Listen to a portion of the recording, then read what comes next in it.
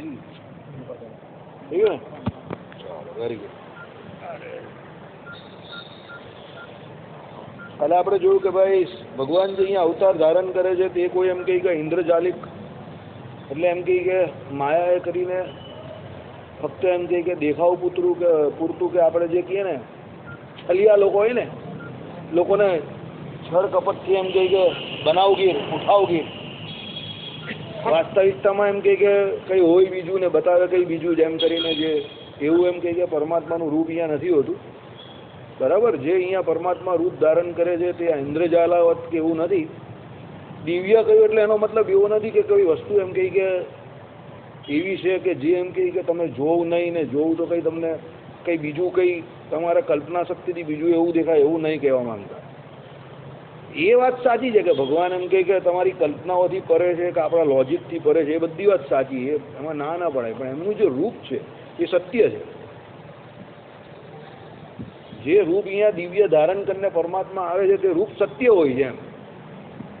એટલે એ કંઈ આભાસ માત્ર એવું કંઈ હોતું નથી. જેટલા સમય માટે ભગવાને રૂપ ધારણ કરેલું હોય છે તે રૂપ સત્ય હોય છે, અને પરમાત્મા પોતાના સંકલ્પ કરીને જે રૂપ ધારણ કરે છે, અને એ સંકલ્પ બીજું કોઈ નહીં, પરરૂપ જ કરે છે. ભગવાનના જે પંચરાત્રમાં 5 રૂપની આપણે જે વાત કરી અહીંયા આપણે બેઠા બેઠા, પર, વ્યૂ, વિભવ, અર્ચા, અંતર્યામી, એમાં પરરૂપ જ મુખ્યપણે માનેલું છે. એટલે ટૂંકમાં કહેવાનો સાર શું છે? ઇન્દ્રજાલાવત એટલે શું કે જે ન હોય એને જે દેખાય એને ઇન્દ્રજાલાવત એવું કહ્યું. પણ એવું નથી હોતું ભગવાનનું રૂપ. પણ એ દિવ્યત્વ જે પરમાત્માનું છે, દાખલા તરીકે મહાભારતના એકાદ બે પ્રસંગ જે હતા એમાં ભગવાને પોતાનું મૂળ રૂપ બતાવેલું. એક પેલી સભાની અંદર જ્યાં દુર્યોધને ભગવાનને પકડી લેવાનું કહ્યું કે ભાઈ આને પકડી લો, એના સિપાહીઓને કહ્યું, ત્યારે ભગવાને જે કહ્યું પકડ શકતે હો તો પકડ લો, પ્રયત્ન કર કે દેખ લો, દુર્યોધનને કહ્યું. અને પછી એના બધા સિપાહીઓને બધા પકડવા ગયા, અને ભગવાને પોતાનું એવું રૂપ દેખાડ્યું ત્યાં કે એની અંદરથી તેજના અંબાર છૂટી, અને પેલા સિપાહીઓ પકડવાની તો વાત જ અલગ છે, ભગવાનની નજીક પણ નહીં પહોંચી શક્યા, બધા ભાગી ગયા. દુર્યોધન તો શું, બધા જે સભામાં જે કોઈ હાજર હતા બધા ભગવાનને દિવ્ય પ્રકાશથી બધાની આંખ અંજાઈ ગઈ. પણ એ પ્રકાશની અંદર જ્યાં બીજાની આંખ અંજાતી હતી એમાં પણ પિતામહ ભીષ્મ કે મહાત્મા વિદુર કે આચાર્ય દ્રોણ જેવા જે પવિત્ર જીવાત્માઓ હતા એને ભગવાનના એ દર્શન થતા હતા. અને ભીષ્મ પિતા એટલે જ એને પહેલેથી કહેતા હતા દુર્યોધનને, આપણા વિદુરજી પણ કહેતા હતા કે તારી મત મારી ગયેલી છે, તું કોને પકડવાની વાત કરે છે? આ પરબ્રહ્મ તત્વ છે, આને પકડાય નહીં, એમાં જોરાવરે કરીને જબરજસ્તી તો આને પકડાય જ નહીં. એટલે તારી બુદ્ધિ શું આપણે કહીએ ને ભેંસ ચારવા ગયેલી છે કે તું ભગવાનને પકડવાની વાત કરે છે એમ. હવે એ પહેલેથી જાણતા હતા, સમજો. હવે અહીંયા સમજવા જેવી વાત છે. જે શ્રી કૃષ્ણ ભગવાન અહીંયા અવતાર ધારણ કરીને આવેલા એ રૂપ જો ઇન્દ્રજાલાવત જ હોય તો પછી એને પકડવાનો સવાલ જ ક્યાં પેદા થઈ છે? ઇન્દ્રજાલાવત એટલે જે નથી અને દેખાય એવું. આઈડિયા આવ્યો? જે નથી અને જે દેખાતું હોય એને તો પકડવાનો પ્રશ્ન જ નહીં ઉભો થતો ને. પણ એ રૂપ હતું સાક્ષાત, અને એ સત્ય રૂપ હતું, સમજો એ સમય પર. એટલે જેટલી અહીંયા અત્યારે તમને અર્ચા સત્ય રૂપે ભાસે છે કે દેખાય છે, અર્ચા એટલે અંતર્યામી એટલે મૂર્તિ, બરાબર ને? આપણે ભલે એનો આપણા વિવેકે કરીને કે આપણા જે ધર્મ પ્રમાણે આપણે એને સ્પર્શ નહીં કરી શકતા, પણ જે બ્રહ્મચારી છે તેનો સ્પર્શ કરે છે ને, એ ભલે એ સ્પર્શ કરીને ભગવાનને સેવા આપે છે, તો આપણે દર્શન કરીને દર્શનનું સુખ લઈએ છીએ. એટલે આપણા માટે જેટલું એ અર્ચારૂપ સત્ય છે એટલું જ એ એમ કે કયું જ્યારે અવતાર ધારણ કરે છે ત્યારે નર રૂપે અહીંયા ભગવાન જે આવેલો હોય છે એટલા જ સત્ય હોય છે. અને ભગવત ભક્તો જ એને ઓળખી શકે છે, બીજા કોઈ ઓળખી નહીં શકતા. આ કન્ડિશન છે, સમજો. એટલે જે અભક્તો છે, શિશુપાલ આદિ જે કોઈ છે તે આ બધા આક્ષેપો ભગવાન પર લગાવે છે. કા જે સાકાર પરમાત્માને નથી માનતા, જે પરમાત્માના સાકાર રૂપનું પ્રતિપાદન જે શાસ્ત્રોમાં કર્યું એને જે નથી માનતા, એ લોકો આ પ્રમાણે વાત કરે છે કે તો ઇન્દ્રજાલાવત હોય છે, વાસ્તવિકતા નથી હોતી. હવે સમજ પડી? ટૂંકમાં કહેવાનો સાર શું છે કે પરમાત્મા એ પ્રમાણે જ વર્તે છે પોતે, અને પરમાત્માનો તમે કહી શકો કે એ ભગવાનનો સિદ્ધાંત છે કે જે ભગવત ભક્ત છે, જે સાકારને માનનારા છે, ભગવાનની સાકાર મૂર્તિને, એને જે પરમાત્મા પોતાનું દર્શન કરાવે છે અને પોતે એની પર જ કૃપા કરે છે. જે શાસ્ત્રોમાં ભગવાનને કૃપા મૂળક કયા, તો કૃપા મૂળક એમની કૃપા શું સૌથી સારી? તો ભાઈ ભગવાન પોતાના ભક્તોને એમ કહે કે શું નિશ્ચય કરાવે, પહેલાં પોતાનો દર્શન કરાવે અને લાલ લડાવે. સમજો, આ ભગવાનનું અવતારમાં આવવાનું સૌથી મોટું કાર્ય. જ્યારે ભગવાન અવતાર રૂપે અહીંયા આવે ત્યારે સૌથી મોટું કાર્ય આ કરે છે કે આપણા જેવા થઈને આપણી જોડે રહીને આપણી જોડે એવા લીલા ચરિત્ર કરે છે જેને કરીને આપણે ભગવાનની બહુ મર્યાદા ના રહે. એટલે એ રૂપ સત્ય છે, એ ઇન્દ્રજાલાવત નથી. આ મુદ્દો સમજવો બહુ જરૂરી છે, કારણ કે અદ્વૈતીઓ કે બીજા જે કોઈ છે એ ઘણા એવું માને છે કે એ ભગવાનનું રૂપ જે છે એ ઇન્દ્રજાલાવત છે, એ વાસ્તવિક હોતું નથી. ઇન્દ્રજાલાવત એટલે મેં તમને કહ્યું એ પ્રમાણે ઝાંઝવાના જર જેવું, મરીચિકા જેવું, કે આપણે હાઈવે પર કઈ ગરમીની ઋતુમાં એમ કે ગાડી ચલાવતા હોય ને દૂર દૂર આપણે પાણી દેખાયા કરે, પછી નજીક જાઓ એ તમને ઓર વધારે દૂર ઠેલાતું જ જાય, પણ તમે એ જગ્યા પર પહોંચો તો ત્યાં કોઈ હોય જ નહીં. એટલે એ આપણી ફક્ત આંખનો દોષ હતો, અને એ જે તે સમય પર જે તડકો એમ કે સીધો જમીન પર પડતો હતો એને કારણે આપણે એ શું દેખાતું હતું, ઝાંઝવાના જળ એટલે જળ દેખાતું હતું. એવું પરમાત્માનું રૂપ નથી કે ભાઈ કોઈ ભક્ત હોય એને પ્રેમે કરીને એને ખાલી એની કલ્પના શક્તિથી ક્રિએટ કરેલું છે અને એક ભગવાન સાક્ષાત તો હોતા જ નથી. એ ઇટ્સ નોટ લાઈક ધેટ. સમજો, આ મુદ્દો સમજવા જેવો છે. આમાં બહુ ગંભીરતા રહેલી છે, કારણ કે ઘણા લોકો ઘણા આવું સમજનારા છે કે તો પ્રેમી માણસ હોય એને એવું ભક્ત એટલે પ્રેમી, તમે કેવા પ્રમાણે ગાંડો. ભક્ત કોઈ દિવસ ગાંડો ડાયો હોતો જ નથી. જો જીનિયસ માણસ, ભક્ત માણસ, જ્ઞાની માણસ, એ તમને કોઈ દિવસ દયા લાગે જ નહીં, તમને ગાંડા જ લાગે. બધા સાયન્ટિસ્ટ તો એ બધા ગાંડા જ લાગે. there is very small difference between abnormal and above normal. abnormal ને above normal એ વચ્ચેનું ડિસિઝન લેવું બહુ અઘરું છે. આપણે આગળ પણ વાત કરેલી. તમને બધા સાયકાટ્રિસ્ટ હોય ને ગાંડાના ડૉક્ટર બધા ગાંડા જ દેખાય. તમને પોતાને એના અમદાવાદ ચહેરાના હાવભાવ ને બધું એવું નિર્દોષ ને એવું હોય, તમને કંઈક આ ગાંડો છે. એકચ્યુઅલી એ ગાંડો નથી, એ ગાંડા ઉપર તપાસ કરે છે ને બધો મનોવૈજ્ઞાનિક, એટલે એના હાવભાવ એને એવા રાખેલા છે, થઈ જાય છે, એવું કુદરતી છે એ વાત. કેમ? એને મનોવિજ્ઞાનને ચેક કરવાનું છે, અંદર બેસીને જાણવાનું છે પેલાને. એટલે આ ભગવાનમાં પણ એવું છે. ભગવાન એવા ચરિત્ર કરે કે પેલો અભક્ત હોય તે કે યાર આવું કોઈ સામાન્ય માણસ, આવું તો માણસ સામાન્ય ના કરે. શ્રીજી મહારાજની એમ કાકરી ખાઈને દૂધ પીએ ને શ્રી કૃષ્ણ ભગવાન માટી ખાઈને પેલા ગોવાળિયાઓનું એઠું ખાય. એટલે જે અભક્ત હોય એને એમ કે યાર આ માણસની ગણતરીમાં આવતો નથી, તો ભગવાન કેવી રીતે માનવું? આઈડિયા આવ્યો તમને? જ્યાં જીનિયસ માણસને આ દુનિયા કબૂલ નહીં કરતી, તો ભગવાન તો પરમ જીનિયસ છે.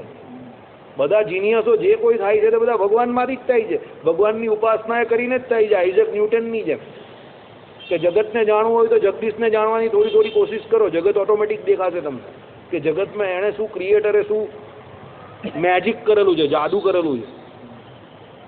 જેટલા પણ મોટા મોટા વૈજ્ઞાનિક થઈ ગયા, કે જેટલા મોટા મોટા લોજિકને વેચનારા માણસ છે, તે બધા ભગવાનને માને જ છે, પરમ તત્વને. અલગ અલગ રૂપે માને છે, અલગ વાત છે. કોઈ સુપ્રીમ પાવર કે, કોઈ ઓલમાઇટી કે, કોઈ ચેતન કે, કોઈ ભગવાન કે, કોઈ પરબ્રહ્મ કે, કોઈ આપણો ઉપરી કે, બધા અલગ અલગ નામથી પણ માને છે ખરા કે કોઈ એવો બોસ છે આપણા બધાનો. સમજો, એટલે એ ઇન્દ્રજાલાવત નથી મારા ભાઈ. એ વસ્તુતા એવું એક તત્વ છે, પરમ તત્વ છે, અને પોતાના ભક્તોને લાલ લડાવવા માટે એ બધું પોતાનું મૂકીને અહીંયા આવે છે.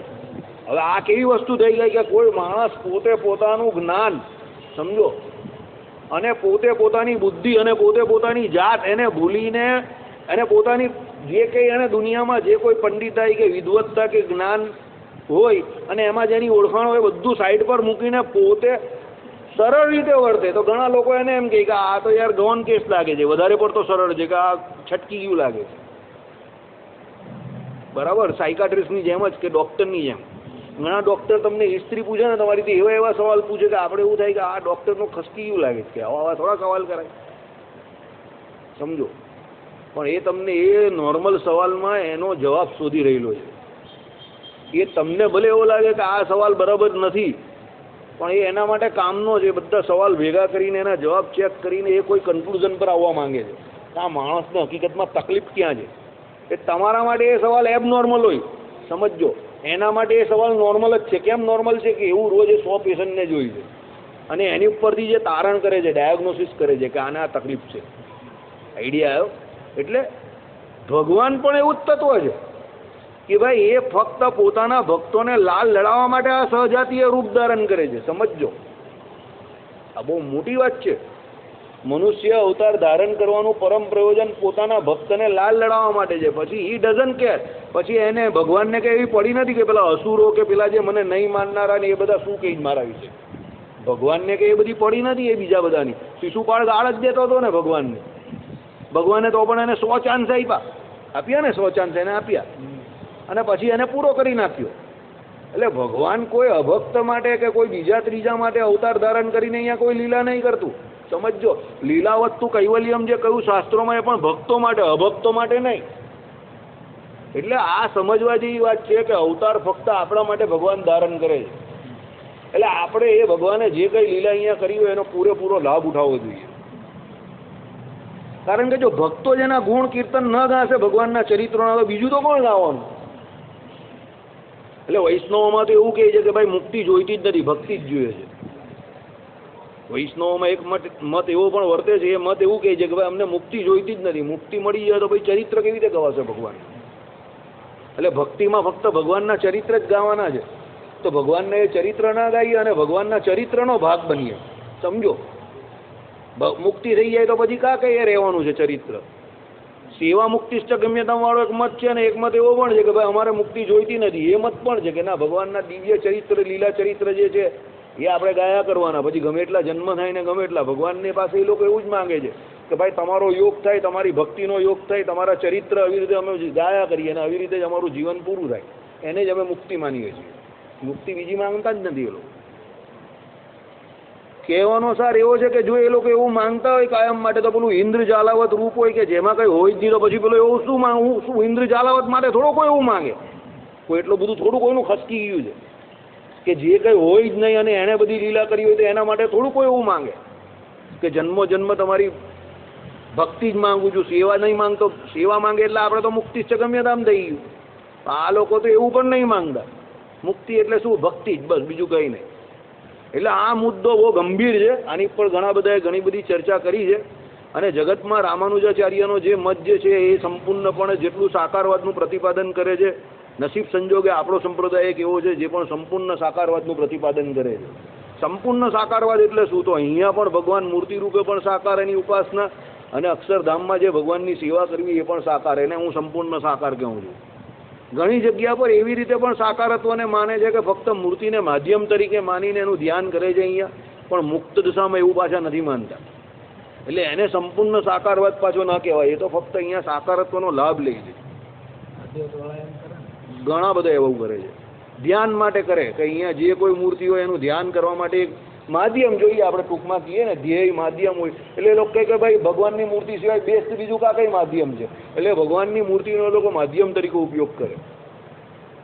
હવે તમે વિચારજો, જે ભગવાનની મૂર્તિનો ફક્ત માધ્યમ તરીકે ઉપયોગ કરે છે એ બધા છેલ્લે શૂન્યવાદ તરફ જાય છે. તમને સમજ નહીં પડી, પણ હું તમને સમજાવું. બ્લેક થઈ ગયા તમે બધા, ડાર્ક આઉટમાં પહોંચી ગયા. હા, તેજમાં ભળી ગયો છે. સમજો, તેજમાં ભળી ગયો એટલે એની પોતાની આઈડેન્ટિટી ચાલી ગઈ, ઓળખાણ ચાલી ગઈ. પોતાની ઓળખાણ ચાલી ગઈ એટલે તો શૂન્યવાદમાં જ પહોંચી ગયો. ન કોઈ દેખને વાલા, ન કોઈ પૂછને વાલા, ન કોઈ સોચને વાલા, કુછ નહીં. એટલે શૂન્યવાદ થઈ ગયો ને. શૂન્યવાદ એટલે શું? કોઈ જાતનો કોઈ સવાલ નહીં ને કોઈ જવાબ નહીં, કોઈ સંવાદ નહીં, કંઈ જ નહીં, શૂન્ય બધું થઈ ગયું.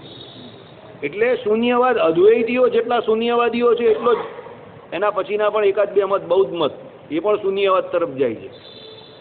એટલે જે ઇન્દ્ર જાલાવત સમજે છે એ બધા શૂન્યવાદીઓ છે. સમજજો, આપણે શૂન્યવાદી નથી. આપણે તો એવું માનનારા છે કે જીવ જ્યારે માયાના ગર્ભમાં જાય છે ત્યારે પણ જીવ હોય છે ને એની અંદર અંતર્યામી પણ પરમાત્મા ત્યારે પણ રહેલા હોય છે. ને માયા તો ખરી તો જ એના ગર્ભમાં જાય ને. એટલે 3 તત્વ થઈ ગયા આપણી ત્યાં. જીવ જ્યારે અહીંયા આવે છે ત્યારે પણ અંતર્યામી પણ પરમાત્મા એમાં રહેલા છે અને આ માયામાં પણ રહેલા છે અને એનું નિયંત્રણ પરમાત્મા કરે છે.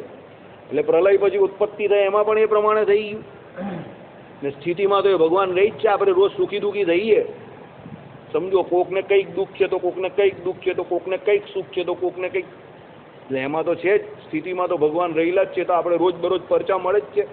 એટલે 3 અવસ્થા જે કંઈ ઉત્પત્તિ, સ્થિતિ અને પ્રલય, 3 અવસ્થામાં પરમાત્મા નામનું તત્વ આપણી જોડે ને જોડે જ રહી છે. બરાબર? એટલે આપણે તો પરમાત્મા, જીવાત્મા અને માયા આ ત્રણ તત્વોને કાયમ માટે માનીએ છીએ. હવે જે શૂન્યવાદીઓ છે તે કહે કે અમે કાં ના પાડીએ છીએ, અમે તો એમ જ કહીએ છીએ કે મુક્ત અવસ્થામાં તેજની અંદર ભગવાન જેને એ લોકો બ્રહ્મ જ માને છે એની અંદર બળી ગયા. તો તમે શું માનો છો?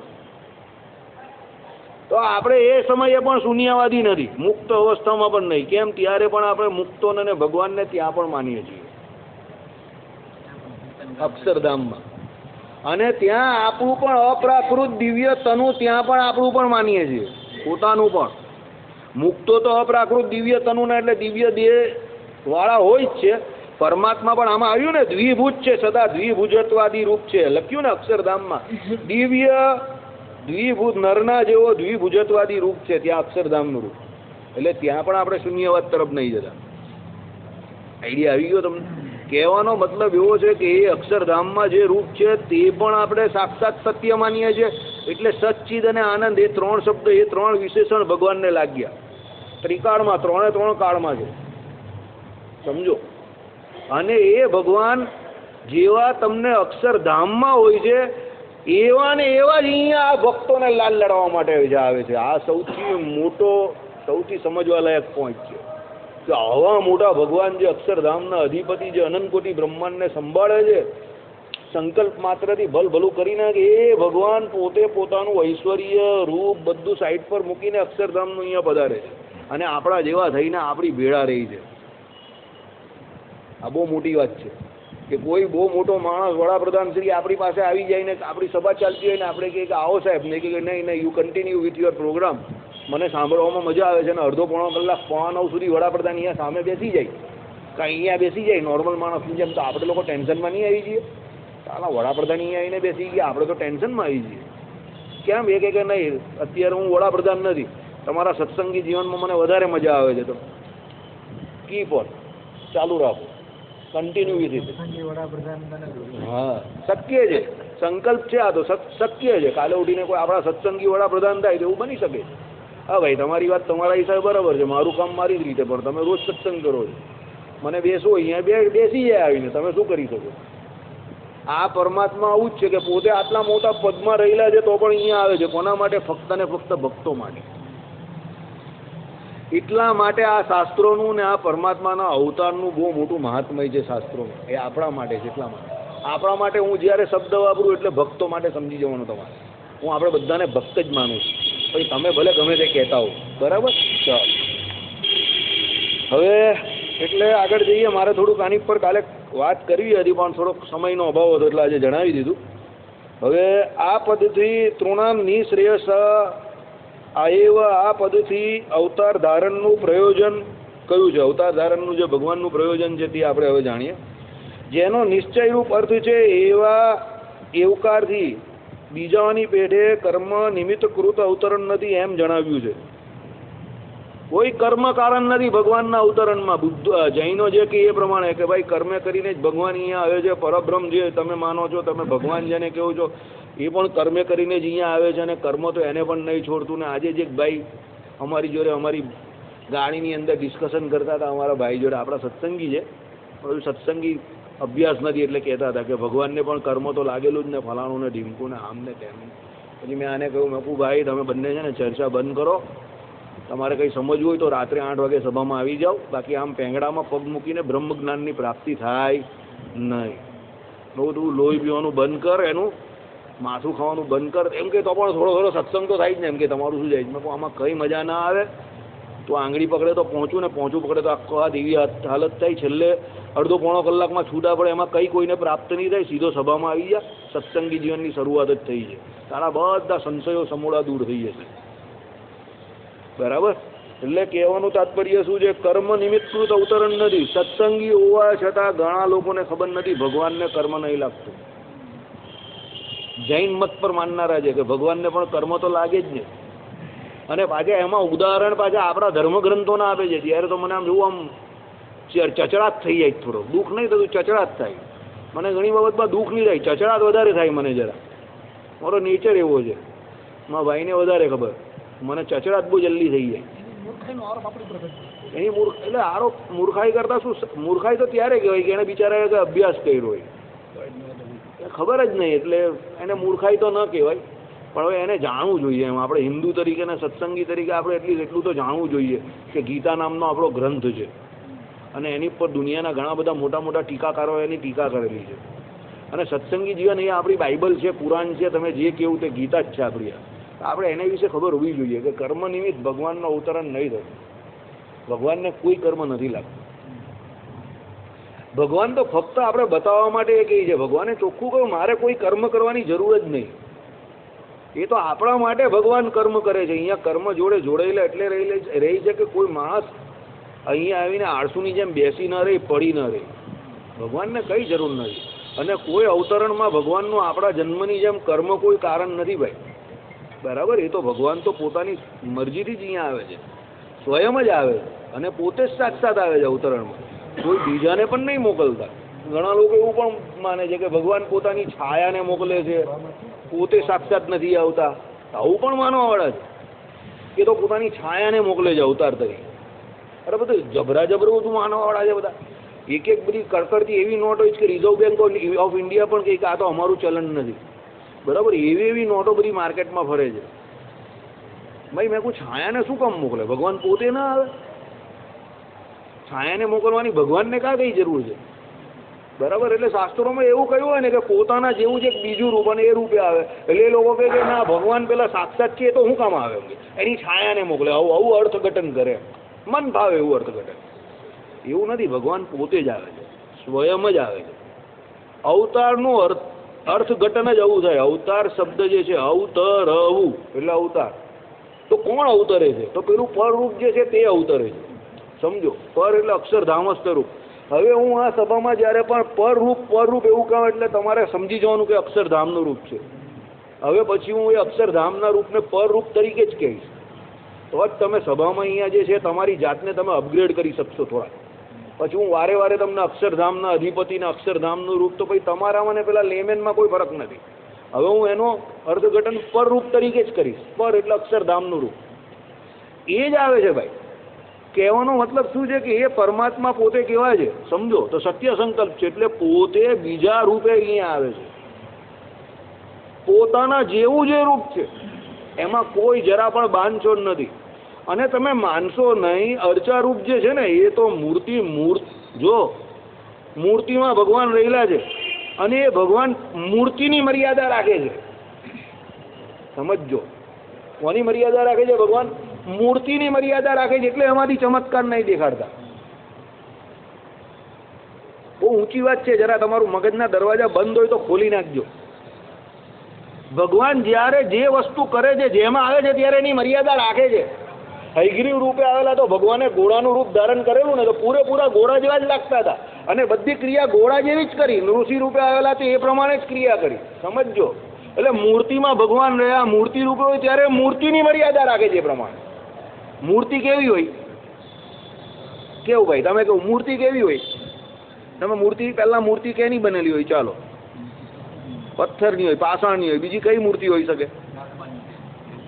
લાકડાની, કાષ્ઠની. ત્રીજી પંચધાતુની. બરાબર છે. ચાલો, એટલે મૂર્તિ એ પ્રમાણે જ આપણે બધે જોઈ હોય. એ મૂર્તિ કોઈ દિવસ બોલે ખરી? પંચધાતુની મૂર્તિ બોલે? બીજી કોઈ મૂર્તિ હોય તો? દાખલા તરીકે આપણે અહીંયા મહાત્મા ગાંધીજીનું પૂતળું બનાવ્યું તો એ પૂતળું બોલે ખરું? ન બોલે ને. સમજો, બોલે કોઈ દિવસ? ન બોલે.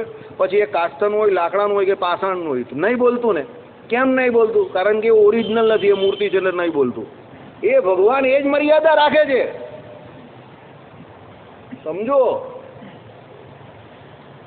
લોકો હાવ છે ને આલા કોમન સેન્સ વગરના જ સવાલ કરે છે. કોમન સેન્સ જ નથી. લોકો કહે કે ભગવાન થોડે મૂર્તિમાં હોય, આમ તેમ અક્કલના હોશા. આલા મૂર્તિમાં ભગવાન કેમ ન હોય? ભગવાન દરેક જગ્યા પર હોય તો મૂર્તિમાં ન હોય તો એ સર્વદેશ સર્વકાળ અને સર્વ વસ્તુમાં એક સરખા રહ્યા તો એ નિયમનો ભંગ થઈ જાય. મૂર્તિ પૂજાના વિરોધી લોકો શું કહે છે કે ભગવાન થોડા આટલી મૂર્તિમાં હોય. અરે તું એમ કહે કે આટલી મૂર્તિમાં ન હોય તો બીજે ભગવાનને માને છે તે કે હા માનું છું. તો ભાઈ મૂર્તિમાં કેમ ન હોય? એમાં પણ હોય જ ને. હા, એ સમજવું ખોટું કે જે મૂર્તિમાં માને છે તે સર્વદેશસ્થ ભગવાનને નહીં માનતા. વચનામૃત આપણું બોલે એક દેશસ્થ પણ ભગવાનમાં આવી એટલે સર્વદેશસ્થ ભગવાનને નહીં માનતા. એ ખોટી વાત. બંને રીતે ભગવાન રહેલા છે. એટલે જેટલા મૂર્તિમાં રહેલા છે એટલા બીજે પણ રહેલા છે. પણ એ મૂર્તિમાં રહેલા ભગવાન મૂર્તિની મર્યાદામાં છે, અને દરેક જગ્યા પર રહેલા જે પાછા એની મર્યાદામાં છે. સમજો, બહુ ઊંચી વાત છે. સર્વવ્યાપક ભગવાન જે છે તે સર્વવ્યાપક જ છે, એ બોલવાના નથી. પણ હવે હું તમને બહુ મસ્ત સવાલ કરું, જ્યારે ભગવાન અહીંયા નર રૂપે આવેલા ત્યારે એવી રીતે વર્તેલા? સમજો, અહીંયા નર રૂપે આવેલા ત્યારે ભગવાન આમ ચૂપચાપ રહેલા? કેમ? માણસ તો બોલે ને હાલતો ચાલતો, તો માણસ રૂપે વર્તેલા ને, હાલતા ચાલતા બોલતા બધું કરતા હતા ને. તો જ્યારે માણસ રૂપે આવે ત્યારે માણસ જેવું કરે, ઘોડા રૂપે આવે ત્યારે ઘોડા જેવું કરે, મત્સ્ય રૂપે આવે ત્યારે મત્સ્ય જેવું કરે, અને મૂર્તિમાં રહી ત્યારે મૂર્તિ જેવું જ વર્તન કરે. સમજી ગયા? એટલે એમ કહેવાનું નહીં કે મૂર્તિ છે યાર, મૂર્તિ જેવું જ કરવાના ભાઈ. એ ભગવાન છે પણ મર્યાદા રાખે છે. આપણી એમ ફાટી નહીં જતા. આપણે તો જરા કોઈ કહીને હું વાસુદેવભાઈ કથા કરી એટલે યાર તારે જોવાનું જ નહીં યાર, આપણા તો યાર વાત જ કેવર છે. મોડામાંથી બોલે એટલે ધાણી નીકળે, વિચારવાની જરૂર જ નહીં પડતી. પાછો કઈ ભગવાનની બહુ દયા છે એમ કરીને જાતે જ કરે. ગધેડા, અક્કલના ઓછા. ફાટી જવાનું, તરત જ ફાટી જવાનું. અને કોઈ ટીકા કરે એટલે તરત વાંકા મોડે જોવાનું આમ કરે. કેમ? આપણે માણસ કેવા એટલે બરાબર ફાટી જવું કે ટીકા કોઈ કરે એટલે ન સહન કરી, એ આપણા અંદર ઘૂસી ગયું છે. અહંકાર, અહમ, મને બોલી ગયો, મને ને મારું, એની ઉપર તો આપણે આમ માર ફાડ તોડી નાખીએ એમ. બરાબર? ભગવાનને એવું નથી હોતું. સમજો, શીતળ શાંત રે તેજની ઉપમા ન દેવાય. એમાં જે ભગવાન જેવા શીતળ અને શાંત રહી જ ને એવા અહીંયા પણ રહી છે ભાઈ. આનંદમાં હરિભક્તોને અને ભગવાનનું જે અપમાન કર્યું, ભગવાને શું કહ્યું? કામ ડાઉન, આપણે લડાઈ ઝઘડો નહીં કરવો. અને વડતાલમાં જઈને બધા શાંતિથી બેસી ગયા. ઘણા લોકોને ન ગમ્યું ભગવાનનું એ ચરિત્ર, પણ ભગવાન બેસી ગયા ને શાંતિથી. બાકી ભગવાન તો શું સત્ય કામ સત્ય સંકલ્પ હતા. ભગવાન ધારતે તો શું ના કરી શકતા હતા. થોડે આગળ ગયા ને ત્યારે તો કંઈ આંબાનું ઝાડ આવ્યું, અને ત્યાં કોઈ હશે ભગત જેવા, તો કેરી બહુ જમાડી બધા. એટલે જો આપણે ઝઘડો કર્યો હોત તો આવું મળતા. અને પછી વડતાલમાં જઈને તો ભગવાને જે સભા કરીને જે સંદેશ આપ્યો, અને લોકોને પછી જે આનંદ આવ્યો સત્સંગમાં, જેમ તમને અત્યારે આનંદ આવે છે ને એમ આનાથી વિશેષ સમજો એવો આનંદ આવ્યો. પછી ભગવાને છેક છેલ્લે કહ્યું કે આ જે તમે અત્યારે બધા મોજ કરી રહ્યા છો, સત્સંગની મજા લઈ રહ્યા છો અને આનંદ લઈ રહ્યા છો, ત્યાં જઈને જો આપણે ત્યાં ઢીંગાણું કર્યું હોત અને બે ચાર પાડી નાખ્યા હોત તો અત્યારે આટલા શાંતિથી બેઠા હોત. છુપાવવો પડે. પછી તો મગજમારી જ થાય ને. તમે મારામારી કરો, આ બધું કરો, અસામાજિક રીતે વર્તો તો પછી સમાજથી તમારે ભાગવું જ પડે ને. સમજો, હું તમને રાજા હોય આ બધું બધી રીતે ને સારા માણસ તો ના જ પાડે ને. સમજો, કદાચ કોઈ માણસ બળશાળી હોય તો હું તમને એક તમાચો વધારે મારી દઉં, તમે મને એક ફેંટ વધારે મારી દો.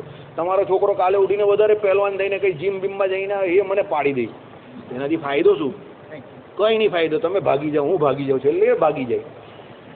આઈડિયા આવ્યો કે નહીં? ફાયદો કોઈને થાય એનાથી? કંઈ ફાયદો નહીં થાય. એના કરતાં શાંતિથી અહીંયા બેઠેલા છે ને સત્સંગ કરીએ તો બધા સુખી છે ને. તમે સુખી, હું સુખી, બધા સુખી. એટલે આ પ્રમાણે સીધે સાદા રહેવાથી જેમ આપણે નોર્મલ માણસો સુખી રહીએ છીએ, ભગવાન આવા જ ચરિત્ર કરે છે અહીંયા મનુષ્ય રૂપે આવીને કે બધાને સીધે સીધું ઉતરે. અને જેટલા લોકો ભગવાનને ઓળખે એ બધા ધામમાં જાય, ભગવાનનો નિશ્ચય થાય. અને ભક્તો માટે ભગવાન આવી રીતે નોર્મલ વર્તે છે.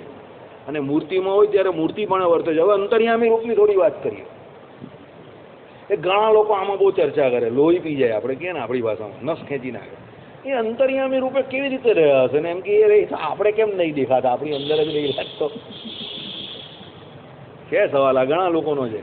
એ થોડુંક મેં એવો વિચાર કરેલો કે આમાંથી ઓછું ચલાવવું છે અને આમ થોડુંક વધારે ચલાવ્યું, પણ શું ચલાવવું એ વિચાર નહીં કરેલો, એ પણ મને નહીં ખબર હતી. પછી અહીંયા આવીને ચાલુ થઈ ગયું. સમજો, ઘણી વખત એવું થાય આપણે શું કરવું હોય આપણે ખબર નહીં હોય ને ત્યારે વધારે મજા આવે. સ્ટીયરિંગ બીજાના હાથમાં હોય ને ત્યારે. એટલે અંતર્યામીનું બહુ મગજમારી વાળું કામ છે, કોઈ જોયું જ નહીં. અને પાછું બધા આંધળા. આવ ભાઈ બરફા, આપણે બહુ સરખા એવી વાત છે. આમ અંતર્યામી તમે પણ નહીં જવું, તમે પણ નહીં જવું, તમે પણ નહીં જવું, તમે પણ નહીં જવું, મેં પણ નહીં જવું. મંદિરે કોઈ આવે કોઈએ નહીં જોયું. અને શાસ્ત્રોમાં બાજુ આપણી શિક્ષાપત્રીમાં જ કહ્યું કે ભગવાન અંતર્યામી પણ રહ્યા છે અને સર્વ કર્મ ફળ પ્રદાતા છે. એ બીજા કોઈ નહીં. કોણ છે? પહેલા શ્લોક વાળા. બરાબર સમજી ગયા ને? પહેલા શ્લોક વાળા એટલે કોણ ભાઈ? પહેલો શ્લોક વાંચ્યો શિક્ષાપત્રીનો? હે, શ્રી કૃષ્ણ ભગવાન છે. હા, હોશિયાર છે છોકરો હે તમારો, પૈસા ઊભી નીકળશે. બરાબર, ઇન્વેસ્ટમેન્ટ પાકું છે. ચાલો, વાંધો નથી કઈ. કહેવાનો મતલબ એ શ્રી કૃષ્ણ ભગવાનને અંતર્યામી પણ ગયા. હવે શ્રી કૃષ્ણ પહેલા શ્લોકમાં કેવા કયા? આજુ આગળ વધ. પહેલા શ્લોકમાં શ્રી કૃષ્ણને કયા કયા? એ શ્રી કૃષ્ણ કેવા છે? બેનું વર્ણન છે અંદર.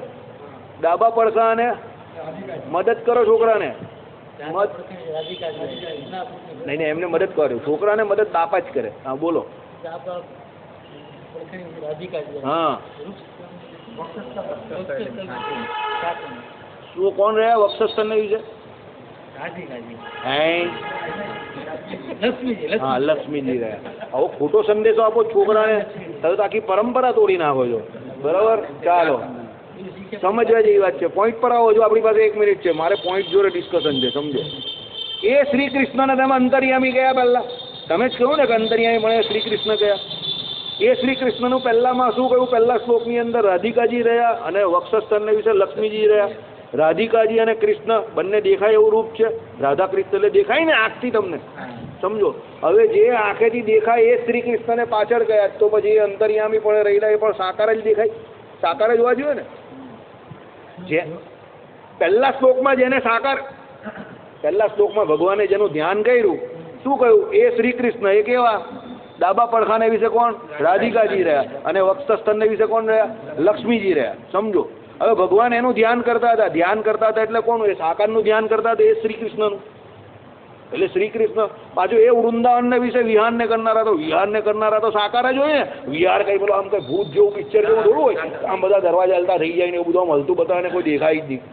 વિહાર તો કોઈ એન્ટિટી વાળું એટલે કોઈ સાકાર રૂપ જ કરતું હોય ને. અને એ શ્રી કૃષ્ણને અંતર્યામી ગયા.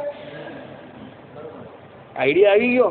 તો એ શ્રી કૃષ્ણ આગળ પહેલામાં સાકાર ગયા, તો પાછળ જયારે અંતર્યામી પડે ત્યારે પણ સાકાર માનવાના ને. તો પછી તમે કહું કે એ દેખાતા કેમ નથી? આગળ છે હવા તો પાછળ હવા છે. તો એનો જવાબ તમારે કાલે શોધવાનો. શ્રીપતિમ શ્રીધરમ સર્વદેવેશ્વરમ ભક્તિ ધર્માત્મજમ વાસુદેવમ હરે માધવ રામદમ કારણમ શ્રી સ્વામી નારાયણ. કહાનીમાં ઇન્ટરેસ્ટ તો હોવો જોઈએ ને.